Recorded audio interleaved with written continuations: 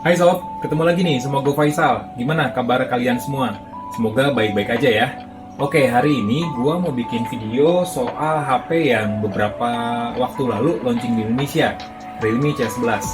Dan smartphone ini udah gue pakai sebagai daily driver buat kebutuhan review sebenarnya, dan reviewnya sendiri udah naik di situs Telset ID. Nah sekarang gue mau bikin video berbagi pengalaman gitulah soal Realme C11.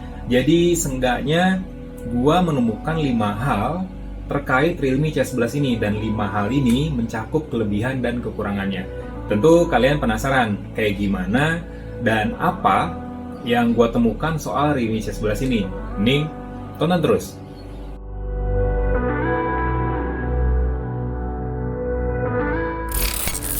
Oke, hal pertama yang gua temuin di Realme C11 adalah desainnya yang beda banget sama HP low-end atau HP kelas bawah yang gua pakai sebagai daily driver seri lainnya ya. Jadi untuk bagian depan sih memang Realme C11 tuh masih mainstream sob.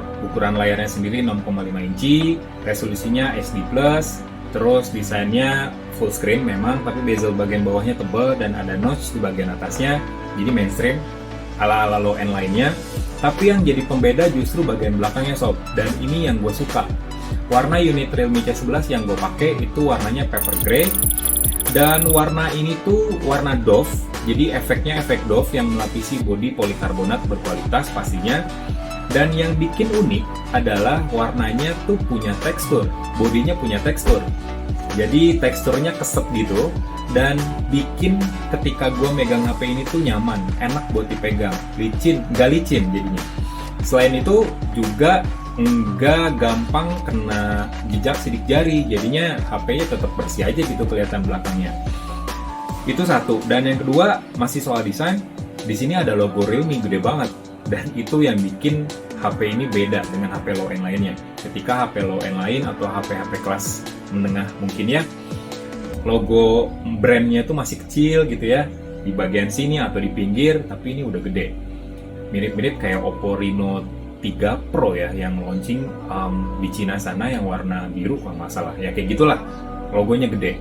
Terus yang ketiga masih soal desain, akhirnya Realme kayaknya ngedenger review kita soal kebosenan soal frame kamera yang gitu-gitu aja, vertikal lagi, dan sekarang dia ngasih sentuhan baru di Realme C11. Memang sih ini mirip-mirip kayak iPhone 11 kali ya, kotak terus di sudut, tapi ya seenggaknya ini jadi pembeda buat sebuah smartphone kelas menengah ke bawah. Ya itu soal desain. Selanjutnya sob adalah baterai. Wah gila sih, baterai Realme C11 ini gede banget sob, 5000 mAh. Dan untuk sebuah smartphone kelas menengah ke bawah dan juga smartphone sejutaan, 5000 mAh itu termasuk gede loh. Dan sektor baterai 5000 mAh ini menjadi sektor yang gue favoritkan selama gue pakai Realme C11 untuk kebutuhan review, dan gue pakai sehari-hari juga. Jadi gue mengujinya tuh selain dipakai sehari-hari dan dihitung pakai battery lock, jadi pakai catatan waktunya pakai battery lock, tapi juga gue pakai aplikasi benchmark namanya PCMark Battery Test. Jadi berdasarkan aplikasi ini, Realme C11 itu mencatatkan waktu sekitar 14 jam 44 menit dengan baterai tersisa 20-19%.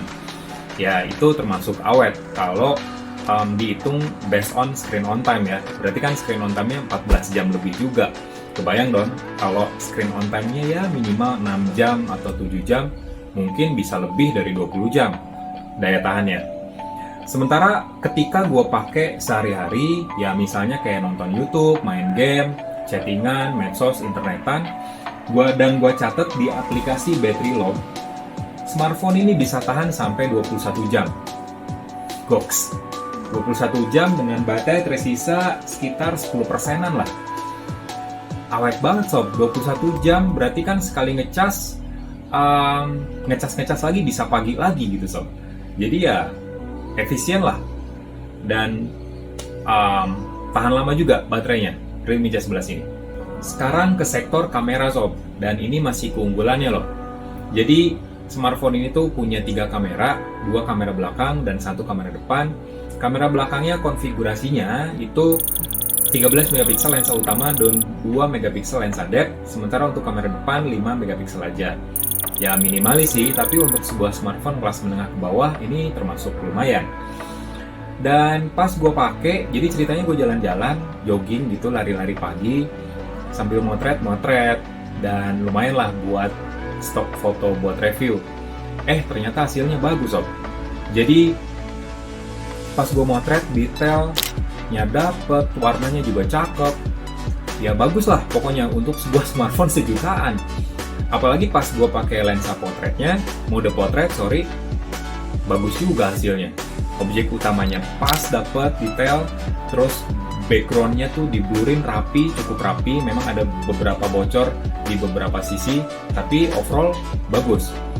Sementara untuk kamera depannya, memang 5 megapiksel minimalis banget ya. Gue juga awalnya ngapain gitu ya, selfie pakai kamera 5 megapiksel. Tapi ya ternyata hasilnya lumayan bagus juga. Memang kadang ketika gue selfie hasilnya terlalu over brightness di bagian belakang, apalagi di wajahnya kalau intensitas cahayanya tuh kenceng banget gitu ibaratnya. Tapi ya secara overall bagus. Dan Realme C11 memang ada mode namanya Chroma Boost, cuman gak gue pakai sebenarnya, sorry. Kenapa? Karena pas gue pakai pertama kali, kok hasilnya gue kurang suka gitu tone-nya, terlalu oversaturasi, jadi warnanya lebay banget dan gak natural lah pokoknya. Dan kamera Realme C11 juga punya fitur namanya Nightscape, nggak gue pakai juga gitu. Karena pas pertama kali gue pakai Nightscape ini, kok hasilnya malah foto malam tuh noise-nya banyak banget di mana-mana dan hasilnya jelek lah pokoknya. Malah gue kalau foto malam nyobain pakai mode normal aja, hasilnya jauh lebih terang dan minim noise. Ya, tapi secara overall memang kamera Realme C11 ya lumayan lah untuk sebuah smartphone kelas sejutaan. Hal keempat yang gue rasakan di Realme C11 ini adalah speknya yang lemot. Asli, ini lambat HP-nya. Ya, ini kekurangannya sob. Bahas speknya dulu lah buat kalian yang belum tahu. Jadi Realme C11 pakai prosesor low yang terbaru dari MediaTek Helio G35, RAM-nya 2GB, storage-nya 32GB, memang gede. Baterainya tadi 5000 mAh tanpa fast charging. Ketika pertama kali gua buka box ini, otomatis kan gua ngatur hal-hal pertama ya, kayak ngatur akun Google dan lain-lain. Tapi kok kesan pertama gua saat ngatur akun Google, ya pertama lah gitu, kok nge-lag gitu ya, transisinya nggak enak, patah-patah. Ya mungkin baru kali ya. Ya udahlah, gua lewat. Ternyata lemotnya berlanjut sob. Asli ini lemot banget, patah-patah, dan kalau buat multitasking nggak gua saranin lah, karena buka WhatsApp, buka Instagram gantian itu perpindahannya patah-patah gitu, kurang enak. Mungkin ini bug, mungkin, dan kita nunggu update software dari Realme juga buat Realme C11. Tapi pengalaman pertama gue soal smartphone ini adalah lemot. Itu tanpa gue pakai benchmark ya. Tapi sementara untuk pakai benchmarknya, jadi gue pakai 3 aplikasi, Antutu Benchmark, 3D Mark, dan juga PC Mark. Nah, untuk Antutu Benchmark, Realme C11 itu mencatatkan skor sekitar 105 ribuan. Dan kalau dibandingin, hasilnya memang lebih baik dari Redmi 8 dan juga smartphone dengan prosesor Snapdragon 625 kalau dibandingin ya. Ya berarti kan lumayan kenceng. Terus kalau pakai 3D Mark, jadi berdasarkan 3D Mark untuk pengujian slingshot, smartphone ini punya skor sekitar 853 poin, dan untuk slingshot ekstrim itu 464 poin. Ya, so-so sih, tapi itu skor yang cukup rendah kalau menurut gua. Sementara untuk PC Mark, skornya 5.903 poin, 5.900-an poin lah. Ya, lumayan bagus untuk sebuah smartphone menengah ke bawah, dan ya itu menandakan kalau smartphone ini sebenarnya sanggup buat diajak multitasking. Makanya gue tadi bilang, mungkin ini adalah bug sistem yang ada di Realme C11, karena ketika gue pakai pertama kali dan gue pakai selama jadi daily driver, ya keluhan gue itu satu, HP ini lemot dan susah buat ganti-ganti aplikasi, lambat lah transisinya. Ya gue akan tunggu mungkin ya update software yang dikasih Realme buat ningkatin performa dari Realme C11. Karena gue percaya HP ini tuh sebenarnya mumpuni gitu untuk seorang yang butuh HP murah dengan performa yang bagus. Hal terakhir yang gue temuin di Realme C11, ini kayaknya keunggulan dan juga kekurangan sih kalau menurut gue. Jadi hal yang kelima ini adalah adanya Game Space.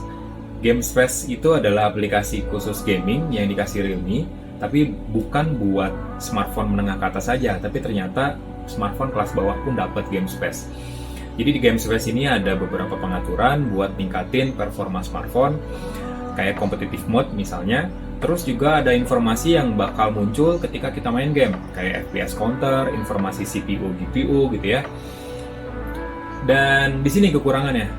Dan menurut gue ini pun bug mungkin ya. Jadi gue tunggu nih software update buat Realme C11. Karena ketika gue main game, misalnya COD Mobile ini di Realme C11 cuma sanggup di grafis low dan frame rate maksimal high. Tapi itu nge-lag banget sob, nge-lag banget. Dan ketika gue pakai Game Space, jadi Game Space itu menampilkan FPS counter, gue kan nge-lag main gamenya, tapi di FPS counter kok 60 FPS gitu, 55, 60, 55, 60, kok bisa gitu. Informasi yang ditampilin dan pengalaman yang gue rasain tuh beda 180 derajat. Oke lah, gue turunin grafisnya jadi low grafis dan low frame rate, ternyata sama aja, nge-lag juga, tapi informasi frame rate yang ada di Game Space tetap 60 fps. Mungkin ini bug atau apalah gitu, tapi ya gue nantikan pastinya software update buat ningkatin performa dari Realme C11 ini. Nah itu tadi sob, 5 hal yang gue temukan, 5 hal yang gue rasakan dari Realme C11 selama gue pakai smartphone ini sebagai daily driver. Kesimpulannya gimana? Kesimpulannya, smartphone ini sebenarnya HP sejutaan yang layak dibeli sebenarnya, karena pertama, build quality-nya bagus, desainnya juga bagus, beda, berkarakter lah dibandingin HP low-end lainnya gitu ya, khususnya bagian belakang. Kedua, baterainya awet banget sob. Dan ketiga, kameranya lumayan. Meskipun untuk hal kayak performa dan pengalaman gaming ya kurang lah untuk bagi gua gitu ya. Tapi ya seperti tadi, mungkin itu adalah bug sistem dan butuh update sistem dari Realme untuk Realme C11.